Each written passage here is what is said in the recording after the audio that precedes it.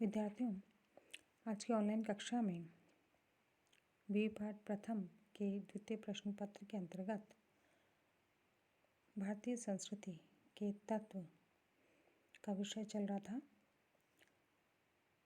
विद्यार्थियों, हमने भारतीय संस्कृति की विशेषताओं का विस्तार से वर्णन किया।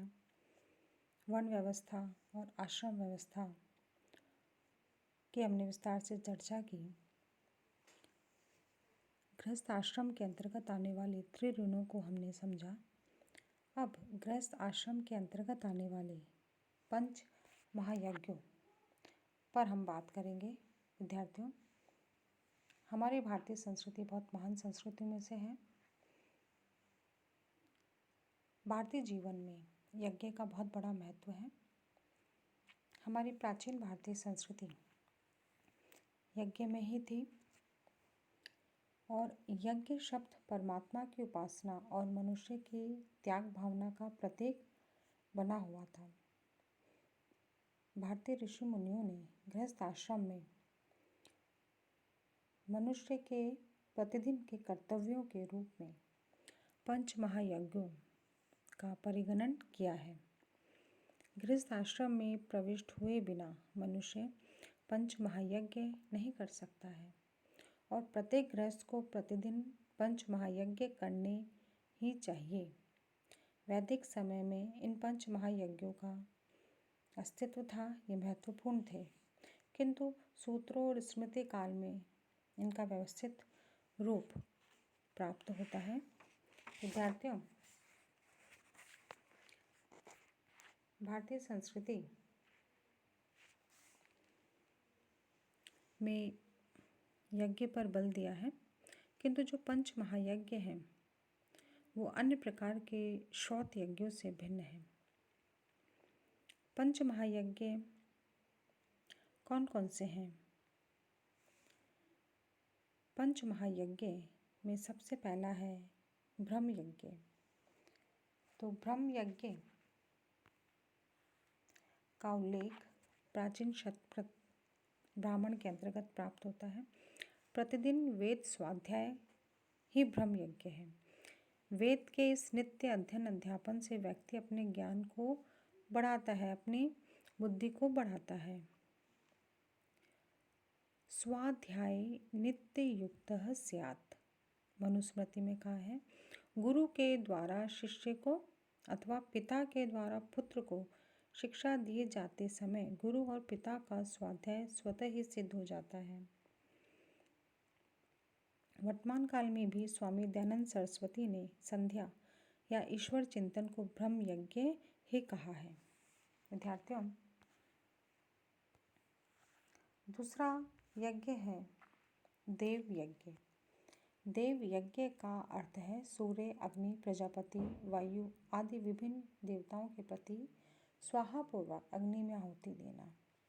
और इस नित्य प्रति किए जाने वाले हवन या यज्ञ माध्यम से मनुष्य को देवी शक्तियों की प्रेरणा और शक्ति प्राप्त होती थी और मानव का व्यक्तित्व का विकास होता था।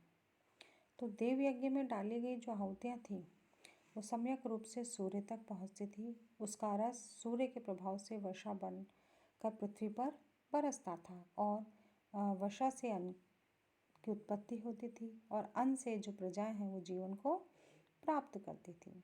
तो इसलिए गृहस्थ आश्रम में ये दैनिक देवयज्ञ खुद के स्वार्थ में सीमित न होकर के सामाजिक भावना से किया जाता था।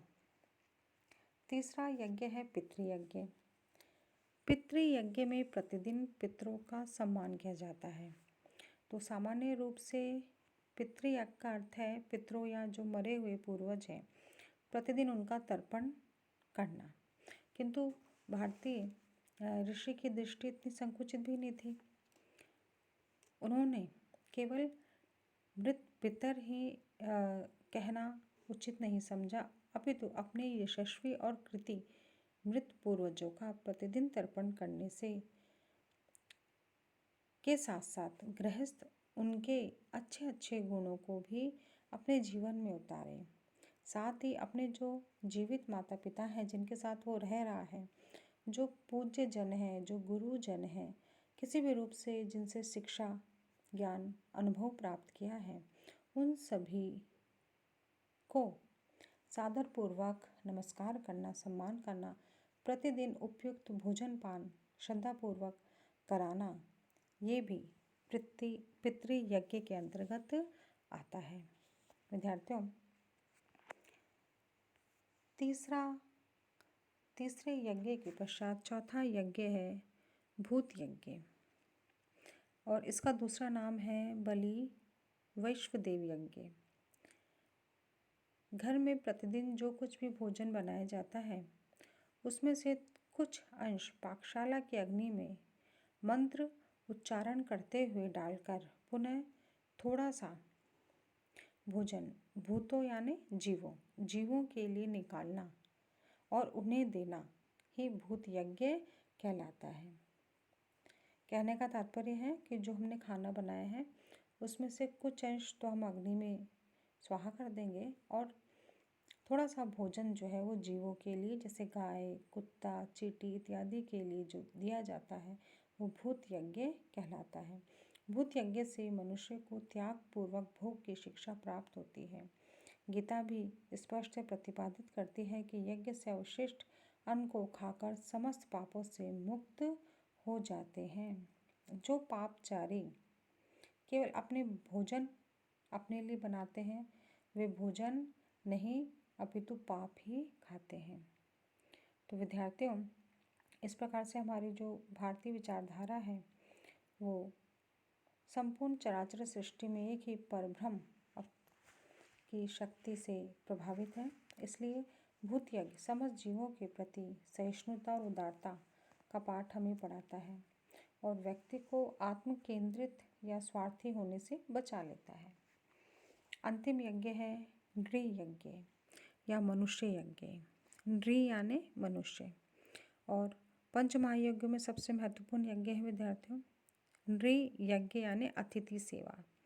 घर पर आए हुए अतिथि का आसन, जल, अन्न आदि से यथाविधि उसका सत्कार करना, अतिथि सेवा जो है वो है मनुष्य यज्ञ कहलाता है। अतिथि को भोजन कराए बिना स्वयं भी भोजन नहीं करना चाहिए, और घर में भोजन ना हो तो भी आसन, जल या मधुर वाणी से उसका स्वागत करना चाहिए, क्योंकि ये समस्त वस्तुएं सज्जनों के घर में हमेशा होती हैं।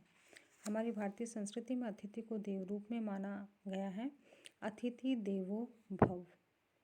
तो ये जो नृ यज्ञ है अथवा अतिथि सत्कार है, ये भारतीय संस्कृति में बहुत महत्वपूर्ण है। नृ यज्ञ के मूल में मानव मात्र के प्रति दया, अनुकंपा और समानुभूति की सहज प्रवृत्ति है।